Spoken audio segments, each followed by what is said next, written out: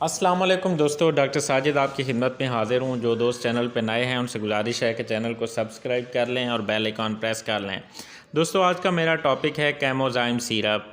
कैमोज़ाइम syrup ये एक मशहूर सिरप है, काफ़ी पुराना सिरप है। जैसे मेंडोज़ा इसको बनाती है, तो इसके अंदर जो है ड्रग्स जो मेडिसिन है, इसके अंदर डाइजेस्टिव एंजाइम्स हैं, इसके अंदर पेप्सिन है, पेपेन है और विटामिन्स हैं इसके अंदर B1, B2, B6 और निकोटिनामाइड।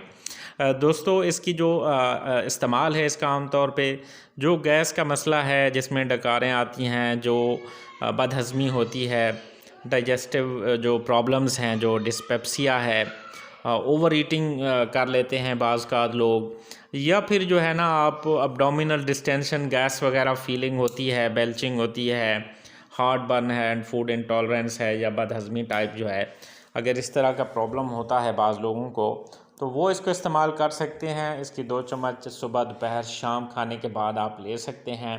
और बच्चे जो हैं वो भी इस्तेमाल कर सकते हैं, बच्चों और बड़ों, ये दोनों में सेफ़ है और इसके कोई का बहुत ज़्यादा कोई साइड इफ़ेक्ट इसके नहीं है। इसको ईज़िली जो है वो इस्तेमाल किया जा सकता है। तमाम दोस्त वीडियो को लाइक, कमेंट और शेयर करना ना भूलिएगा। शुक्रिया।